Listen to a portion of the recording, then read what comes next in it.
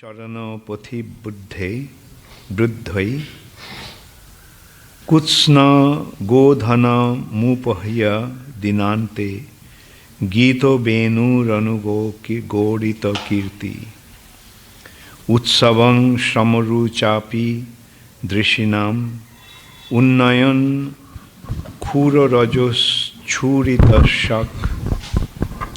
वित्सो येति सूरिदाशीष एष देवो की जठर भूरुद्राज.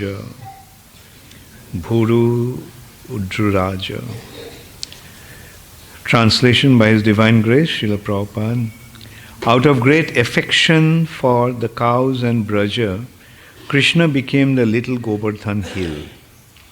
At the end of the day, having rounded up all his own cows, he plays a song on his flute, while exalted demigods standing along the path worship his lotus feet, and the cowherd boys accompanying him chant his glories.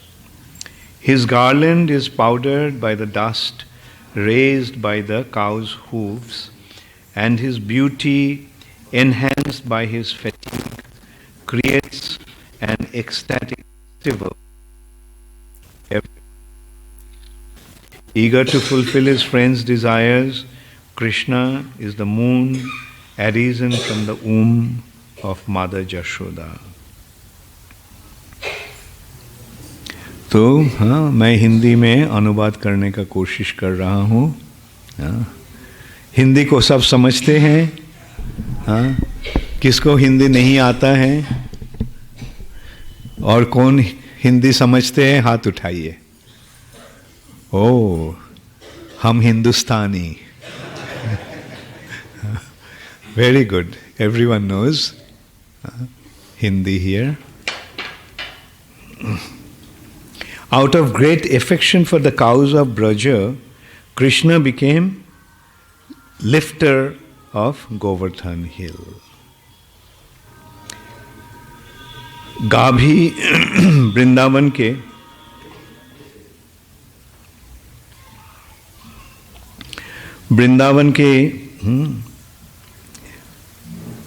गौओं के प्रति गंभीर स्नेह के कारण श्री कृष्ण ने गोवर्धन हिल गिरी गोवर्धन को उठाए थे. ये पता है कृष्ण गिरिराज गिरिधारी है. कृष्ण का नाम है, एक नाम है गिरिधारी. तो क्यों कृष्ण गिरी गोवर्धन को उठाए थे, जो गोवर्धन धारण किए थे? क्यों?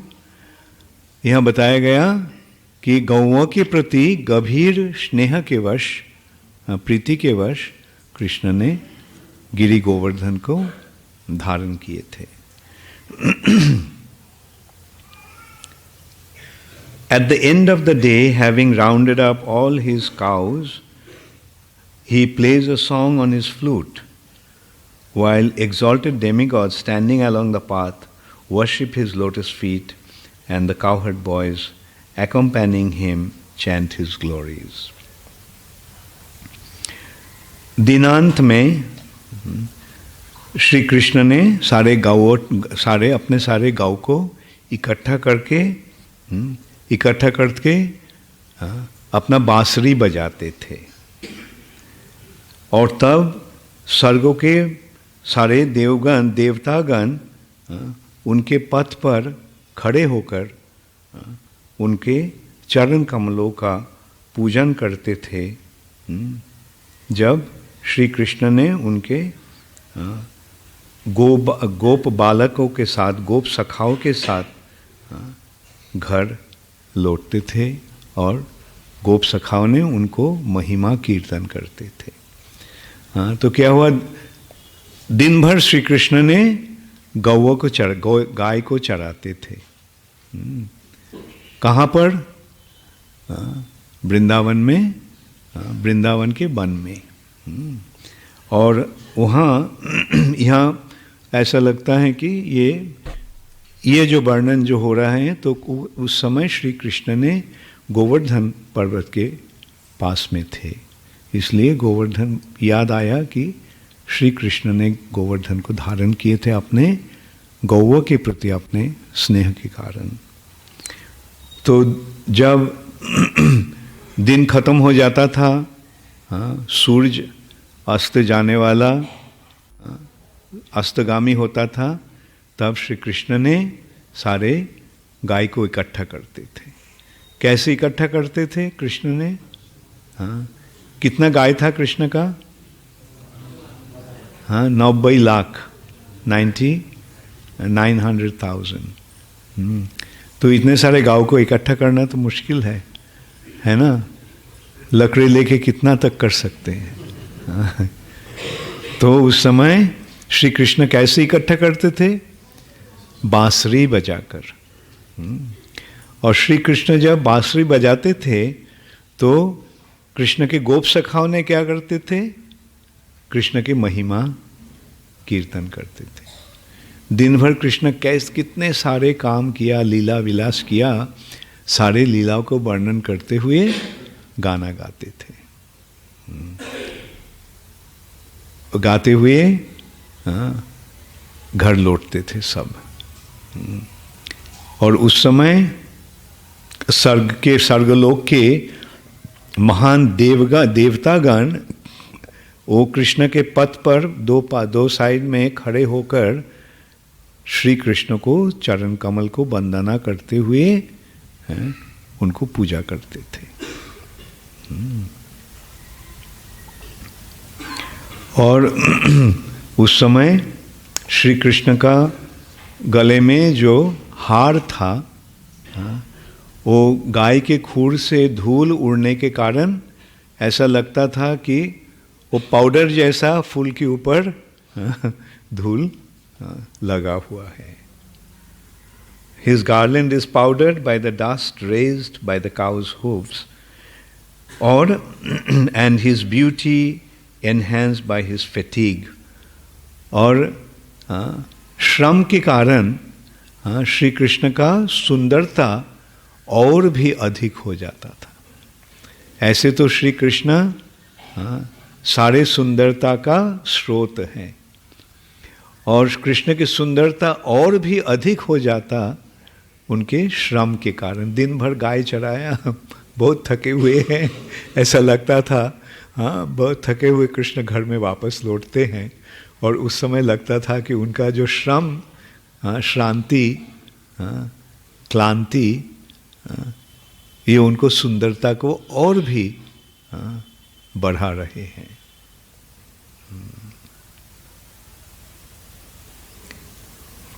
और ये दृश्य सारे लोगों की आंखों के लिए एक महोत्सव बन जाता था।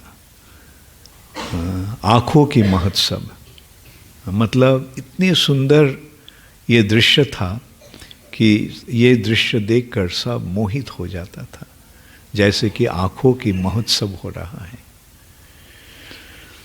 Eager to fulfill his friend's desire, Krishna is the moon arisen from the womb of Mother Yashoda. अपने सखाओं को वासना पूर्ण करने के लिए श्री कृष्ण ने माँ यशोदा के गर्भ से चंद्र के रूप में उदय हुए थे। तो यहाँ जो कृष्ण का जो वर्णन है वो कृष्ण के वात्सल्य सख्य रस का वर्णन है। सखाओं के साथ दिन भर श्री कृष्ण ने गाय चराया, और तत्पश्चात जब सूरज जब अस्तगामी हो रहा था तो कृष्ण ने अपने गाय को इकट्ठा करके बांसुरी बजाते हुए वापस लौटते थे। और उस समय कृष्ण के सखागण उनके महिमा कीर्तन करके बहुत सुंदर ढंग से गाना गाते थे। और स्वर्गलोक के देवताओगण उस समय सारिबद्ध रूप में कृष्ण के पथ के दो पास में खड़े होकर श्री कृष्ण को वंदना करते हुए पूजा करते थे। ऐसे लगता था कि श्री कृष्ण ने अपने सखाओं को मनोकामना पूर्ण करने के लिए माँ यशोदा के गर्भ से चंद्र के रूप में उदय हुए हैं। चंद्र का जन्म, चंद्र का उत्पत्ति कैसे हुआ सबको पता है। जब समुद्र का मंथन हो रहा था, क्षीर समुद्र का मंथन हो रहा था, तो बहुत सारे चीज़ें ने, बहुत सारे वस्तु उस समय समुद्र मंथन के कारण उसका प्रकट हुआ था। उनमें से एक है चंद्रमा। चंद्र ने क्षीर सागर से उत्पन्न हुआ था। तो ऐसे लगता है कि माँ यशोदा रूप सागर से कृष्ण रूप चंद्र का उदय हुआ है।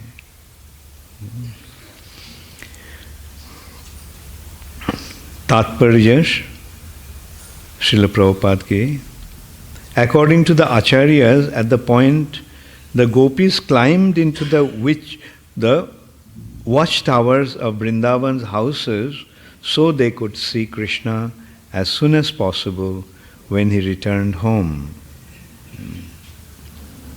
हमारे आचार्य गण के वर्णना के अनुसार उस समय कृष्ण जब गाय चराकर ब्रज में वापस आते थे, तब ब्रज गोपीगण मकान के छत पर खड़े होकर देखते थे कृष्ण कैसे वापस आ रहा है। छत पर चढ़ जाते थे और ताकि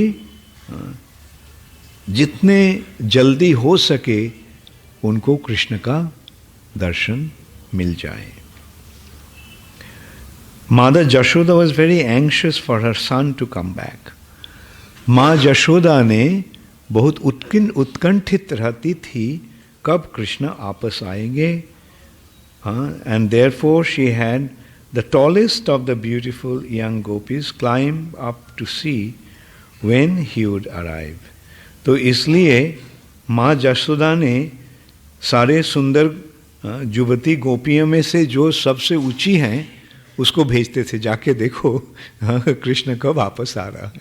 जितने लंबा होगा उतना दूर तक दर्शन मिलेगा, उतना दूर तक देख सकेंगे। तो माँ यशोदा सबसे लंबी जो गोपी है उसको भेजती थी, जाके देख कृष्ण आ रहा है क्या, कब आ रहा है। It is implied here that Krishna was somewhat delayed on the way home because his lotus feet were being worshipped by great demigods along the path. तो यहाँ इसका भी निर्णय हुआ है, वर्णन हुआ है कि वापस लौटने में कृष्ण का थोड़ा देर होता था, क्योंकि देवतागण कृष्ण के जो पूजा करते थे, वंदन करते थे, उसके लिए कृष्ण का आने में थोड़ा सा लेट हो जाता था।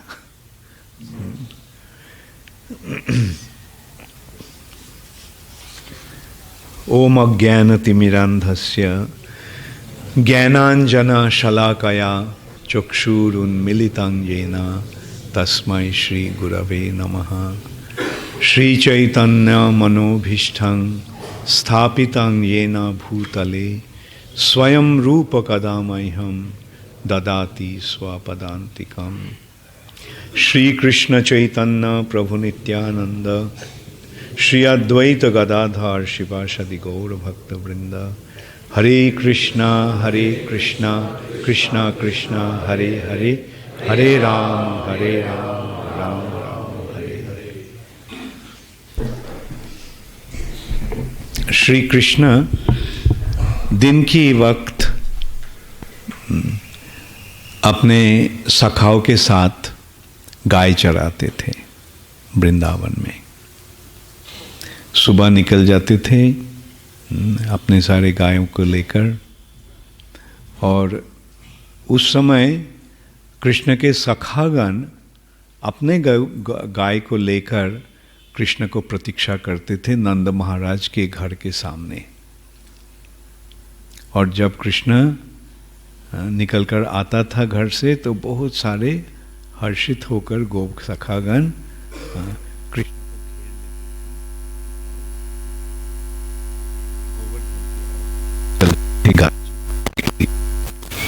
ये है कृष्ण का दिवस लीला, दिन की समय का लीला। और रात के समय कृष्ण ने गोपिया के साथ वृंदावन में लीला करते थे। दिन की समय था गोप सखाओं के लिए और रात गोपियों के लिए। तो ऐसा लगता है कि वृंदावन में वो सोते, कृष्ण नहीं सोते थे और ब्रजवासी भी नहीं सोते थे।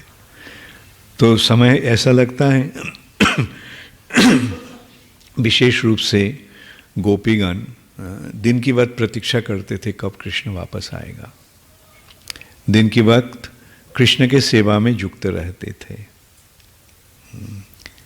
और रात को जब कृष्ण बंसुरी बजाते थे, बंसुरी बजाकर गोपियों को बुलाते थे, तब सारे गोपीगण वहाँ आ जाते थे। और रात को जो लीला है वो कृष्ण ने जमुना में नहाते थे, गोपियों के साथ तंग करते थे और रास लीला विलास करते थे, रास नृत्य। तो ऐसा लगता है, तो ठीक है, तो रात को तो कृष्ण ने ब्रज गोपियों के साथ रहते, ठीक है, कृष्ण नहीं सोते हैं ये भी मान लिया, ब्रज गोपियाँ भी नहीं सोते थे रात को, और दिन को भी नहीं सोते थे, क्योंकि सारे दिन कृष्ण के सेवा में युक्त रहते थे, कृष्ण के लिए पकाना पकाते थे, नहीं तो कृष्ण को बिस्तरा बनाते थे और प्रतीक्षा करते थे कि कृष्ण कब वापस आएंगे। तो लगता है गोप सखागण शायद रात को सोते थे, नहीं, वो भी रात को नहीं सो पाते थे। वो लोग सोचते थे कब सूरज का उदय होगा, कृष्ण निकल आएंगे और हम लोग कृष्ण को मिलेंगे। ऐसी है उनके कृष्ण के प्रति उनके आकर्षण।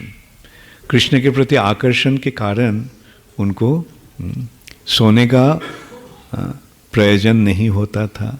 हाँ, ब्रज सखागण क्या करते थे?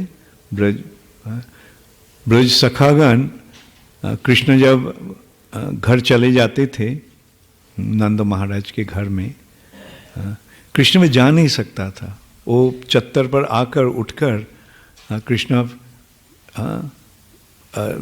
अपने सखाओं को देखने लगता था। कृष्ण की इच्छा नहीं होता है उनको छोड़कर चले जाने के लिए। तब माँ यशोदा और माँ रोहिणी बोलते थे कृष्ण को, कम चलो बेटा घर में आओ, तुम्हारे पिता प्रतीक्षा कर रहे हैं खाने के लिए तुम्हारे साथ। तो वैसे माँ यशोदा और माँ रोहिणी कृष्ण बलराम को बलपूर्वक अंदर ले जाते थे। और तब कोई कोई गोप सखा वहाँ पर ही लेट जाते थे कृष्ण के घर के सामने, और कोई कोई अपना घर चले जाते थे। और जब कृष्ण जब वापस आता था तो वन के जो पशुगण हैं जैसे मृग इत्यादि, वो भी कृष्ण के साथ साथ कृष्ण वहाँ आता था। और जब तक कृष्ण को देख सकता था खड़े होकर कृष्ण को देखते थे। और जब कृष्ण ने अंदर चला जाता था तो पशुगण भी वहाँ पर ही लेट जाते थे। और लेटने के मतलब ये नहीं कि सो जाते थे, लेटकर प्रतीक्षा करते थे कब सूरज का उदय होगा, कब कृष्ण फिर निकलेंगे। तो इतनी गहरा है ब्रजवासियों के कृष्ण के प्रति प्यार। ये कृष्ण के प्रति प्यार प्राप्त होना ही जीवन का असल उद्देश्य है। ये प्रेम, प्रेमा पुमार्थ महान। पुमार्थ जिंदा रहने का कारण, उद्देश्य क्या है, क्या होना चाहिए? भौतिक जगत में हम जब रहते हैं तो हम सोचते हैं भौतिक जगत में अपने स्थिति को प्रतिष्ठा करना, रुपया कमाना, यश प्राप्त होना, बड़े पद प्राप्त होना, ये भावना रहता है। लेकिन हमारे असल जो स्थिति है, मतलब आध्यात्मिक स्थिति, यहाँ हम देखते हैं हमारा स्थिति दो प्रकार का होता है। एक स्थिति है देहात्म बुद्धि, ये हमारे चेतना देह के माध्यम जब बहती है तब इंद्रिया के माध्यम, इंद्रिया के विषय के प्रति हमारे चेतना धावित होता है। धायते विषयान पुंस, धायते धावित होता है, बहती है। विषयान, विषय इंद्रिया का जो विषय है, आँखों के विषय है रूप, कान के विषय है शब्द, त्वचा के विषय है स्पर्श, जिह्वा के विषय है रस आस्वादन, और नाक के विषय है सौरभ। तो ये है 5 विषय। इंद्रिया ने हमारे 5 चेतना इंद्रिया के माध्यम ये 5 विषय के प्रति धावित होता है, चलती है। धायते विषयान पुंस, ये है हमारा भौतिक स्थिति। इसके कारण विषय को भोग करने के लिए वासना होता है, जिसे काम कहा जाता है, और तत्पश्चात क्रोध, लोभ, मोह, मद इत्यादि क्रमशः प्रकाश होता है। लेकिन चेतना का जो ये स्थिति है, ये सही स्थिति नहीं है। ये चेतना का विकार प्राप्ति स्थिति, देहात्म बुद्धि ये चेतना का विकार है। विकार मतलब जो नहीं होना चाहिए उस रूप में इसका प्रकाश हो रहा है।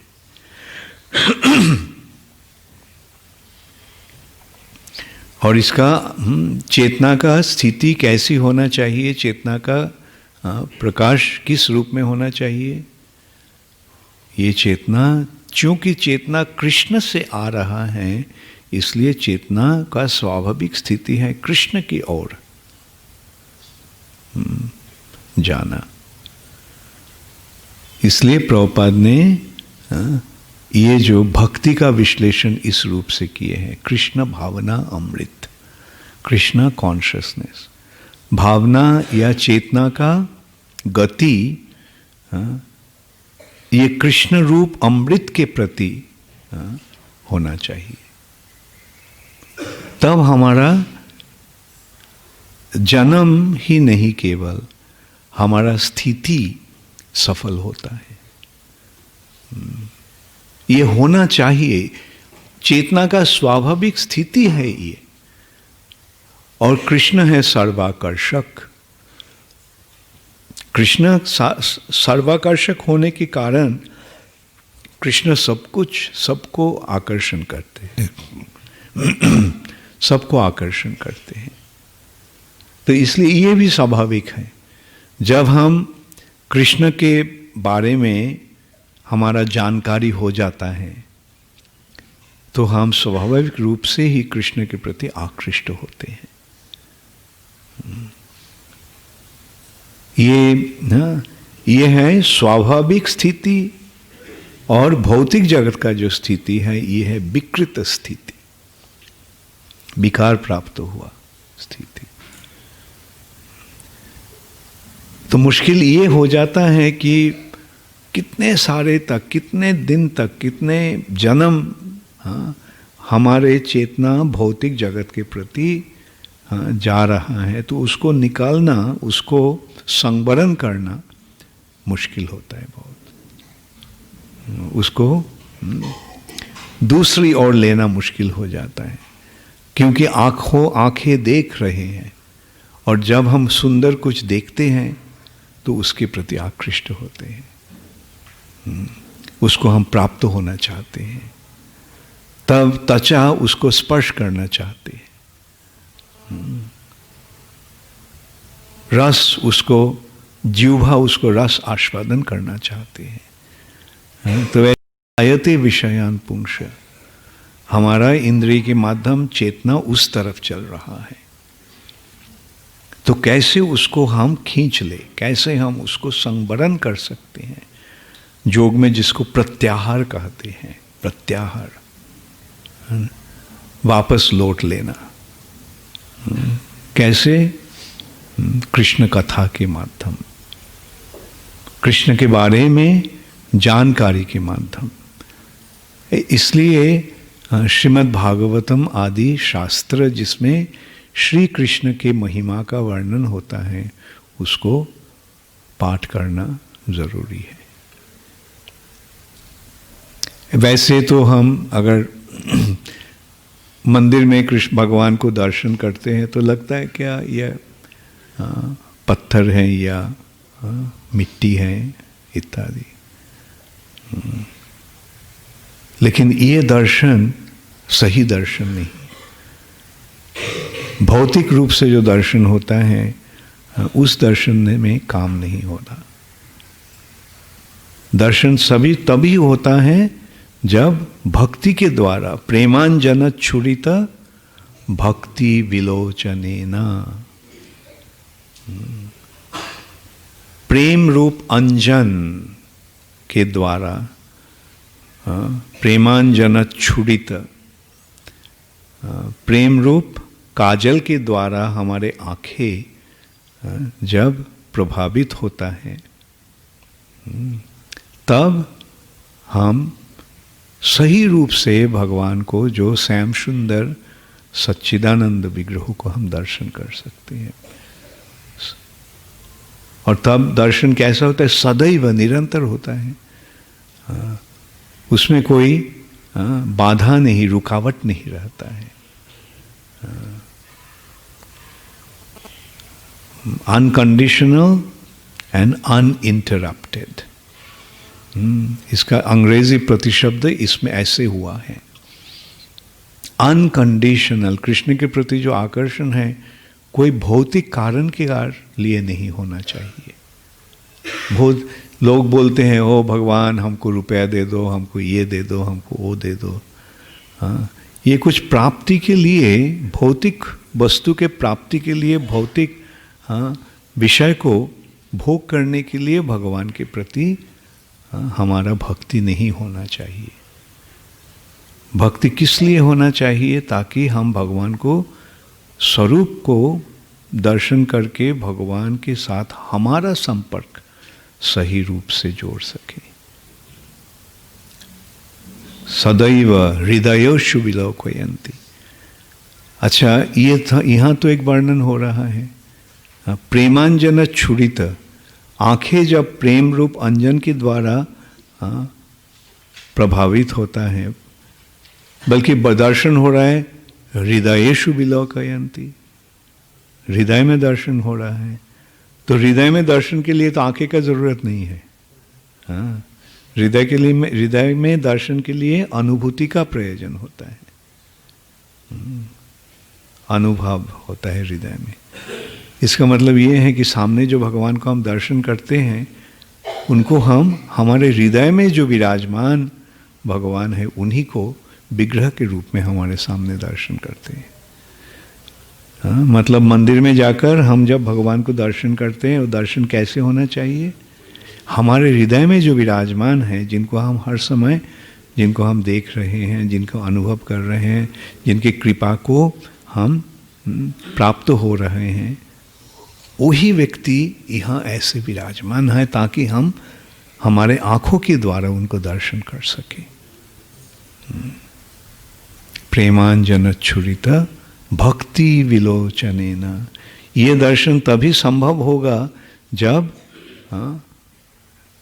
भक्ति का प्रकाश होगा।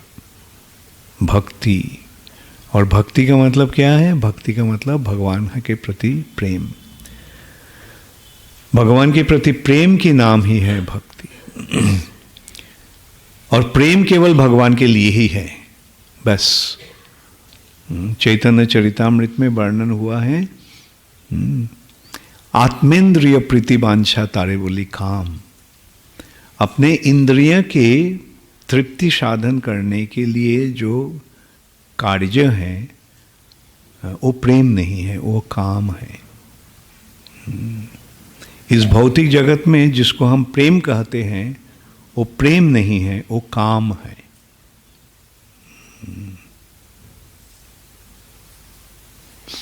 हम लोग आम आदमी बोलते हैं मुझे तुमसे मोहब्बत है, बल्कि असल में वो मोहब्बत या प्रेम नहीं है, मुझे तुमसे काम है।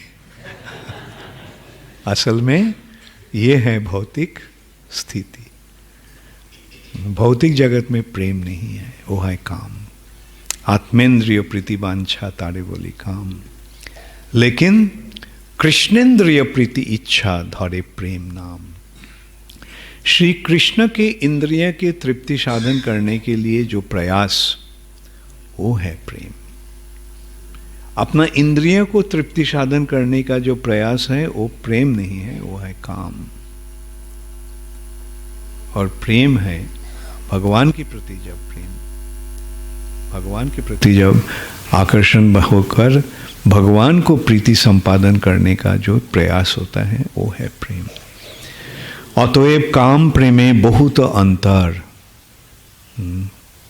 इसलिए अतएव काम और प्रेम में बहुत फर्क है, बहुत अंतर है। काम अंधतमो, प्रेम निर्मल भास्कर। काम है सबसे गहरा अंधेरा, सबसे गहरा अंधतम। और प्रेम निर्मल भास्कर, निर्मल विशुद्ध सूर्य किरण के भांति। तो वैसे कृष्ण भक्ति की ही जीवन का उद्देश्य ये हमें समझना चाहिए। श्रील प्रभुपाद की कृपा से ये सारे विषय हम जान चुके हैं, पहचान चुके हैं, समझ गए हैं। अब इसको सही रूप से अनुशीलन करते हुए ये कृष्ण के प्रति प्रेम प्राप्त होना ही जीवन का उद्देश्य होना चाहिए। जब हम कर लेते हैं बस जन्म सफल हो जाता है। कभी कभी प्रश्न होता है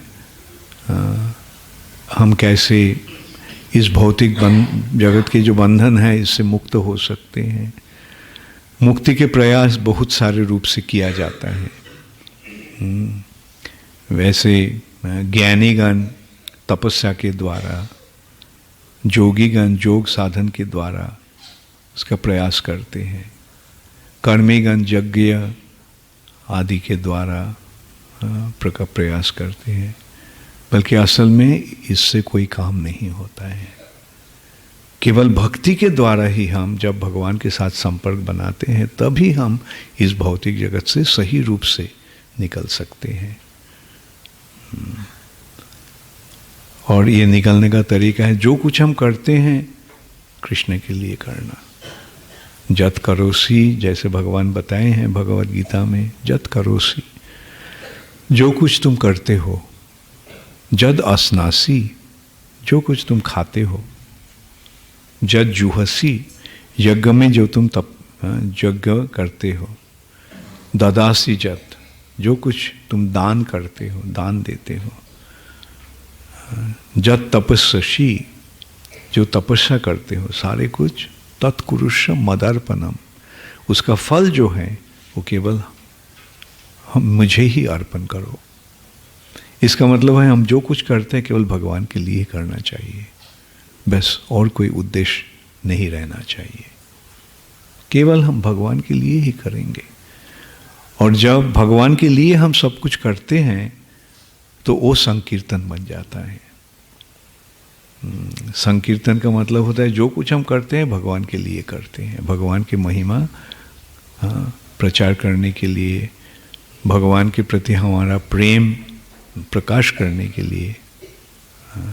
जब हम किसी को प्यार करते हैं तो क्या करते हैं, उसके लिए हम सब कुछ करना चाहते हैं, सब कुछ उनको ही देना चाहते हैं। जैसे माँ बच्चे के लिए कितना करते हैं, क्यों करते हैं, प्यार के नाते। तो वैसे ही भगवान के प्रति हमारे प्रेम के कारण सब कुछ हमें करना चाहिए। खाना भी भगवान के प्रसाद के रूप में ग्रहण करना।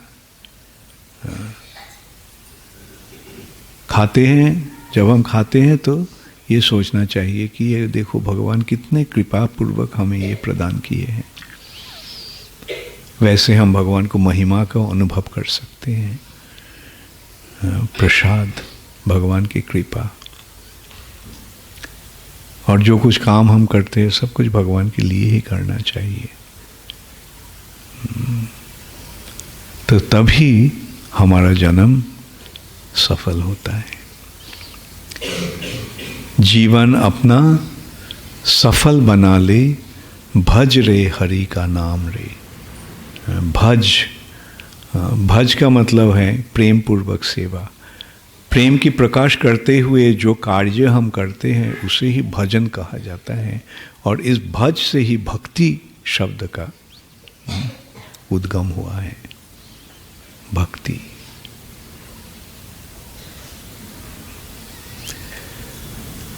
तो आप लोग श्रील प्रभुपाद की कृपा से इस मार्ग में आ चुके हैं और बहुत अच्छे ढंग से आगे बढ़ते रहना। और वैसे उड़ीसावासीगण स्वाभाविक रूप से ही उनमें भक्ति है, क्योंकि ये स्थान जगन्नाथ के स्थान है।